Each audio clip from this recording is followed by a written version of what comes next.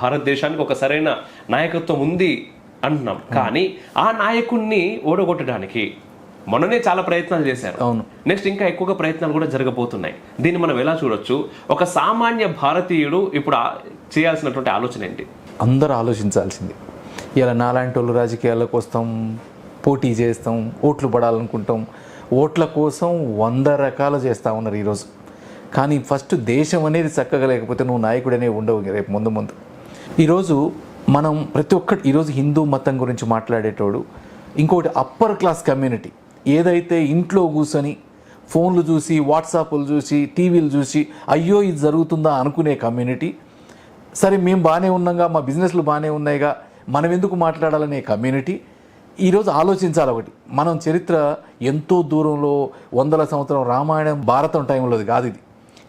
మనం ఒక 70 ఏళ్ల క్రితం స్వాతంత్రం వచ్చినప్పుడు విభజన టైంలో ఎన్ని లక్షల మంది చనిపోయినరు, ఎంతమంది పెద్ద పెద్ద బిజినెస్లు పెట్టుకొని ఏదైతే ఈ అప్పర్ కమ్యూనిటీ మేము మంచిగా ఉన్నాం అని లాహోర్లో ఉన్నోడు, రావల్పిండిలో ఉన్నోడు ఏదైతే డివిజన్లో మొత్తం వదులుకొని ఇండియాకు వచ్చిండ్రు, మొత్తం సున్నాలు అయిపోయి అడక్క తినే స్థాయికి ఎట్లొచ్చిండ్రు అంటే ఈ ఎంతో దూరంలో చరిత్ర.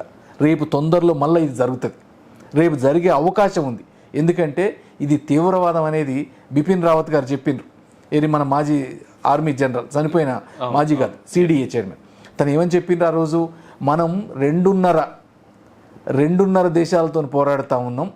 ఒకటి పాకిస్తాన్, ఒకటి చైనా అయితే ఇంకొక సగం మన దేశంలో ఉన్న దాంతో పోరాడుతున్నాం అన్నారు. అది ఎంతో దూరం లేదు. దాంతోపాటు ఎలక్షన్స్ చూసినాం. ఎలక్షన్స్లో మోడీ గారిని ఓడించాలా అని లోకల్ ఎంత జరిగిందో బయట నుంచి శక్తులు అంత జరిగినాయి. ఎందుకంటే జరుగుతూ ఉన్నాయి ఇంకా కూడా. వాళ్ళు ఒక్కటే, ఒక కుక్కని చంపాలంటే పిచ్చి కుక్కని ముద్రేయాల. దానికి తగ్గట్టే ఈరోజు కొత్తగా ఒకటి మొదలు పెట్టిండ్రు, డిక్టేటర్షిప్. డిక్టేటర్ అంటా ఉంటాడు వాడు. ఎలక్షన్స్ కంటే డిక్టేటర్ అంటాడు. ఎవడో ఒకటి మొదలు పెడతాడు, దాంట్లోకి అసాంఘిక శక్తులు వస్తాయి. ఈరోజు బంగ్లాదేశ్లో జరిగింది ఒక మంచి ఉదాహరణ. ప్రతి ఒక్కరు ఆలోచించాల. ఎందుకంటే బంగ్లాదేశ్లో ఈరోజు మన సిపిఐ నాయకులు ఒక ఆయన అన్నాడు మొన్న, అది విద్యార్థి మూమెంట్ అంట. అంటే సిగ్గులేని దరిద్రుడు ఏ రకంగా మాట్లాడిందంటే అది విద్యార్థి మూమెంటా? విద్యార్థులకు చదువు చెప్పి అండర్ గార్మెంట్స్ని బయట తీసుకువచ్చి చెప్పమన్నాడా? కానీ మూమెంట్ స్టార్ట్ అయింది ఒకటి, చేసింది పోయింది వేరే వాళ్ళ చేతుల్లోకి పోయింది. ఈరోజు దాంట్లో అసాంఘిక శక్తులు వచ్చినాయి, ఐఎస్ఐలు వచ్చినాయి, ఆపోజిట్ పార్టీలు వచ్చినాయి. ఈరోజు దేశంలో హిందువుల్ని బతకనీయకుండా చేస్తూ ఉన్నారు, మైనార్టీస్ని బతకనీయకుండా చేస్తూ ఉన్నారు. రేపు అదే పరిస్థితి మనం కళ్ళు తెరవకపోతే ఖచ్చితంగా వస్తుంది. అందుకనే దయచేసి వాట్సాప్లు చూసేటోళ్ళు, టీవీలు చూసేటోళ్ళు మీరు మేల్కొనండి. మన పిల్లలకి ఇప్పటి నుంచే నేర్పించండి. ఈరోజు మనం గట్టిగా లేకపోతే ఈ దేశం ఖరాబ్ అయిద్దని చెప్పండి.